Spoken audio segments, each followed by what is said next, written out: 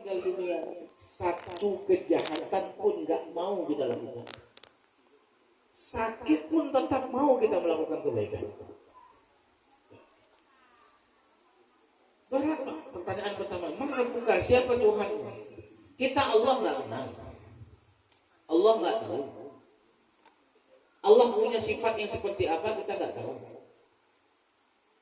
Kata Allah dalam hadis kursinya, jangan engkau jangan mencari zatku. Cukuplah engkau mengetahui sifat-sifatku. Kalau engkau ingin mengenal diriku, jangan mencari zatku.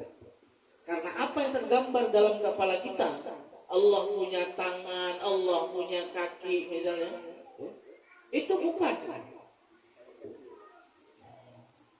Seperti dalam firman Allah itu, yadullah fawqa aydihim, tangan Allah di atas tangan-tangan mereka. Ada berlaku ilmu majaz Al-Quran di sana. Ada berlaku isti'arah di sana. Di mana tangan memiliki kekuasaan, Allah juga memiliki kekuasaan. Bukan Allah punya tangan.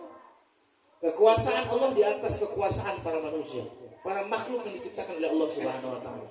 Sehebat-hebatnya malakul jibal yang bisa ngangkat yang bisa ngangkat gunung, sehebat-hebat malaikat penjaga aras yang bisa menompang aras, Allah punya kekuasaan lebih daripada itu. Jadi Bapak Adin berbahagia dengan Allah Subhanahu wa taala. Mohon maaf terkadang hal sepele kita nggak kembali bersandar kepada Allah. Apa yang Allah ciptakan ini itu menjadi sebab-sebab kita hilang dahaga karena ada sebab kita minum air. Ini hukum alam namanya. Hukum alamnya kalau kita minum hilang dahaganya. Tapi hakikat tauhidnya, yang menghilangkan dahaga itu adalah Allah. Kenapa? Salah satu fadilah surah Yasin, Bapak Ibu berbahagia, kita sering-sering baca surat Yasin. Ya, kalau kita lapar, nggak punya makanan, baca surat Yasin. Yakin sama Allah Subhanahu Wa Taala, hilang laparnya. Ini diamalkan anak-anak pondok. Baca surat Yasin, hilang. Itu Bapak Ibu berbahagia dimuliakan oleh Allah Subhanahu Wa Taala. Yang menjadikan kenyang, yang menjadikan kita haus, itu semua atas kehendak Allah Subhanahu Wa Taala. Ada orang minum, tapi nggak hilang dahaganya. Kenapa? Allah tidak mengizinkan kepada dirinya untuk hilang dahaga. Maka Bapak yang berbahagia, jemaah takziah yang dirahmati Allah Subhanahu Wa Taala. Yang pertama, pertanyaan mungkar wa nakir, maka buka siapa Tuhan? Kenali sifat-sifatnya. Para alim ulama kita merumuskan ada etikat 50, wajib pada Allah 20, ada mustahil. Sebenarnya kalau kita melihat sifat Allah itu tak terhingga, ya. Sifat yang wajib pada Allah tak terhingga, nggak terhitung jumlahnya. Tapi dikumpulkan daripada Al-Quran itu, daripada juz 1, daripada mulai surah Al-Fatihah sampai dengan An-Nas, dikumpulkanlah sifat-sifat Allah Subhanahu Wa Taala. Inilah sifat.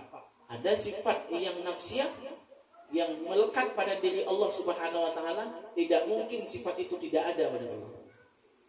Ada sifat salbiyah yang dia melekat pada wujudnya Allah Subhanahu Wa Taala. Ada sifat ma'ani dan ma'nawiyah. Jadi Bapak yang berbahagia yang dimuliakan oleh Allah Subhanahu Wa Taala, kenal itu, maka Allah Subhanahu Wa Taala kita akan kenal. Terkadang kita untuk mengenali diri sendiri kadang-kadang.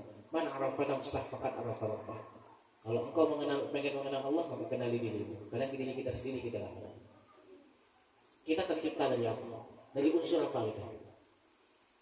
Allah ciptakan kita ada dari unsur tanah, ada dari unsur air, ada dari api, ada dari udara. 4 unsur ini Allah ciptakan kita. Kadang kita itu nggak kenal diri kita sendiri, maka ada emosi berapi. Ini kajian daripada ilmu tauhid untuk mengenal kita kepada Allah Subhanahu Wa Taala. kita adalah hamba yang diciptakan oleh Allah. Maka berbanyak zikir. La ilaha illallah Muhammadur Rasulullah. Berbanyak itu. Supaya pertanyaan mungkar wa nankir bisa terjawab. Mungkar wa nankir pun karena aman saja. Banyak pertanyaan yang lain.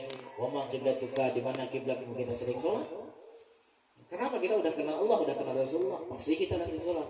Kenapa? Rasulullah sholat itu nggak berhenti. Apalagi wama imamuka, siapa imammu? Sering baca Al-Quran kita. Kenapa? Ini mukjizat Rasulullah yang terbesar. Salah satu mukjizat terbesar dari Rasulullah. Kalamullah kita baca. Ada yang terakhir pertanyaan, wama ikhwanuka, siapa saudaramu? Minal muslimina wal muslimat wal mu'minina wal mu'minat, ikhwani, saudaramu. Udah aman. Maka kenapa disampaikan oleh Imam Tirmizi dalam kitabnya di halaman 639 itu bahwa dua pertanyaan itu yang paling berat di awal itu. Ana baitus su'al munkar wa nankir. Maka perbanyaklah baca la ilaha illallah Muhammadur Rasulullah. Ada maksud yang tersurat dan ada maksud yang tersirat. Apa maksud tersurat? Suruh sering-sering baca zikir. Maksud yang tersirat daripada itu, engkau kenali Allah, engkau kenali Rasulullah.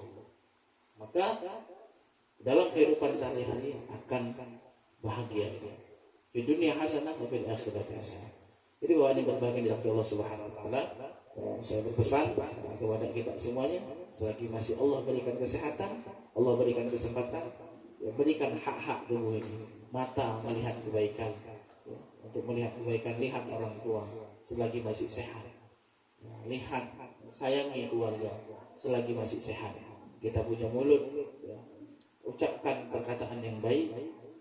Kita punya mulut, baca bacaan yang baik, nasihati orang lain. Kita punya tangan, bantu orang lain. Kita punya kaki, melangkah ke tempat yang baik. Jadi bapak yang berbahagia, mungkin ini saja sebagai kata-kata takziah daripada saya, ya.